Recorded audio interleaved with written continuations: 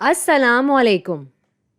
انسان کے جسم میں ہر سیل کو ضرورت ہوتی ہے توانائی کی، زندہ رہنے کے لیے اور اپنے کام کرنے کے لیے۔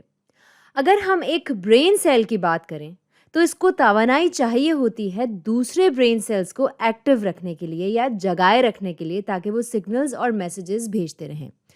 اگر کوئی مسل سیل ہے تو اس کو توانائی چاہیے ہوتی ہے کانٹریکٹ کرنے کے لیے۔ ان کو توانائی چاہیے ہوتی ہے ایک سیل کے بنیادی کام کرنے کے لیے، اور جو جگہ ہے جہاں سے ان کو یہ توانائی ملتی ہے، جو ابتدائی ذریعہ ہے توانائی کا، وہ ہے گلوکوز۔ اور گلوکوز سادہ شوگر کو کہا جاتا ہے۔ اگر آپ گلوکوز کو اصل میں چکھیں تو اس کا ذائقہ میٹھا ہوگا، اور گلوکوز سیلز تک پہنچتی ہے خون کے ذریعے۔ تو یہ یہاں پر میں نے خون بنایا ہے جو ایک سیل کے قریب سے گزر رہا ہے، اور ہو سکتا ہے کہ خون اس سمت میں جا رہا ہے، اور خون کے اندر میں تھوڑے چھوٹے گلوکوز کے مالیکیولز بھی بنا دیتی ہوں۔ اور اب ایک مثالی صورتحال اگر ہم دیکھیں تو وہ یہ کہ جب ایک سیل کو توانائی کی ضرورت ہوتی ہے، گلوکوز داخل ہو جائے گا سیل کے اندر، ٹھیک ہے، کچھ یہاں پر اس طرح سے۔ لیکن بدقسمتی سے زیادہ تر سیلز کے لیے یہ اتنی آسانی سے نہیں ہوتا۔ گلوکوز خود سے داخل نہیں ہوگا۔ گلوکوز کو مدد چاہیے ہوتی ہے ہارمونز کی یا ایک مالیکیول کی جسے کہتے ہیں انسولین۔ تو ان سب کو میں ذرا یہاں پر لیبل کر دیتی ہوں۔ یہ یہاں پر ہے گلوکوز اور اس کو چاہیے ہے انسولین۔ تو میں مجنٹا رنگ میں ذرا انسولین بھی یہاں پر بنا لیتی ہوں، اور جو ان سیلز کی سرفیس ہے یعنی ان کی سطح ہے، ان میں ہوتی ہے انسولین ریسیپٹرز۔ یہاں میں بہت سیدھے سادے سے ادھر بنا لیتی ہوں ریسیپٹرز۔ یہ اصل میں اگر آپ دیکھیں تو دکھنے میں تھوڑے اور زیادہ پیچیدہ ہوتے ہیں، تو یہاں میں سادہ سی ان کی شکل بنا رہی ہوں تاکہ ہمیں بات جو ہے وہ سمجھ میں آ جائے۔ تو ہوتا یہ ہے کہ ان سیلز کو گلوکوز لینے کے لیے انسولین کو ان ریسیپٹر سے جوڑنا پڑتا ہے، جو پھر گلوکوز کے لیے راستہ کھول دیتے ہیں سیل میں داخل ہونے کے لیے۔ تو گلوکوز کو سیل کے اندر جانے کے لیے اس انسولین کو ان انسولین ریسیپٹر سے جوڑنا پڑتا ہے، اور جب ایک بار یہ ہو جاتا ہے تو سیل اس قابل ہو جاتا ہے کہ وہ گلوکوز کو اپنے اندر لے سکے یا جذب کر سکے۔ اب بدقسمتی سے چیزیں ہمیشہ اس طرح سے نہیں ہو پاتی۔ میں یہاں پہ آپ کو کچھ مثالیں دیتی ہوں۔ تو ایک بار پھر میں یہاں ایک سیل اور بنا لیتی ہوں، اور اس کے ساتھ خون یعنی بلڈ سٹریم، اور ادھر گلوکوز بھی یہاں بنا لیتی ہوں، اور انسولین ریسیپٹرز بھی۔ اب سب سے پہلی چیز جو غلط ہو سکتی ہے وہ یہ کہ کیا ہوگا اگر جسم انسولین پیدا ہی نہ کرے۔ انسولین بنتا ہے پینکریاز کے اندر۔ کیا ہوتا ہے اگر پینکریاز صحیح سے انسولین بنا ہی نہیں پائے؟ تو یہاں پہ میں لکھ دیتی ہوں انسولین نہیں ہے۔ تو اس صورتحال میں کوئی چیز ہے ہی نہیں جو ان ریسیپٹر سے جڑے۔ گلوکوز کے راستے کھلیں گے ہی نہیں اس طرح، اور گلوکوز اس سیل کے اندر نہیں داخل ہو پائے گا۔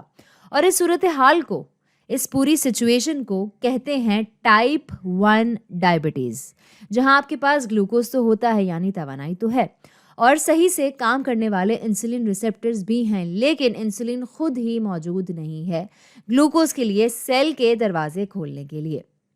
اب دوسری صورتحال جو ہو سکتی ہے، میں ایک بار پھر یہاں پہ یہی جو چیز میں نے ادھر بنائی ہے یہاں دوبارہ سے بنا لیتی ہوں۔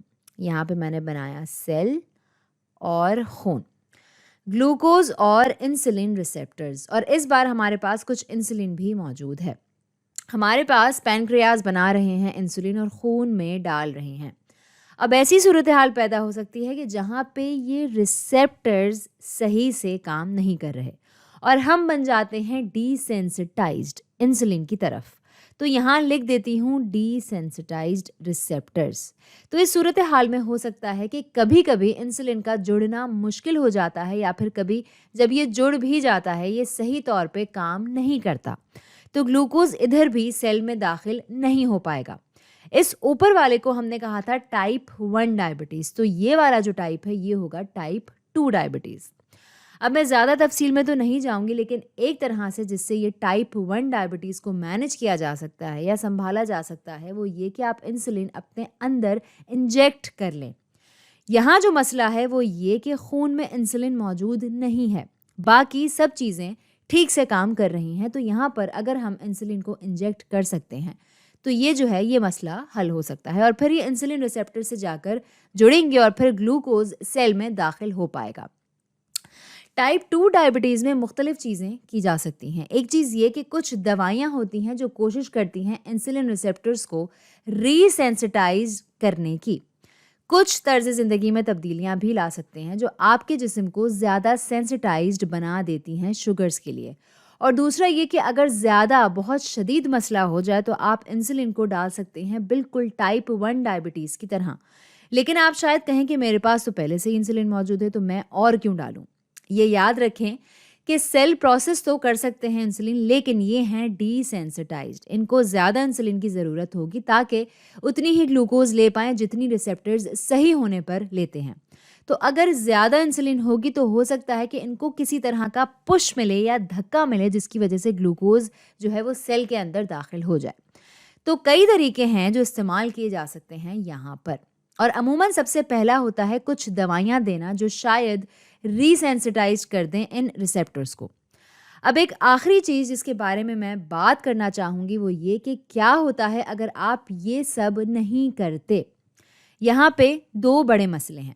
ظاہر ہے کہ آپ کے سیلز صحیح سے کام نہیں کر پائیں گے اگر وہ گلوکوز نہیں لے پا رہے ہیں اپنے اندر، تو ان کے پاس توانائی بالکل نہیں ہوگی۔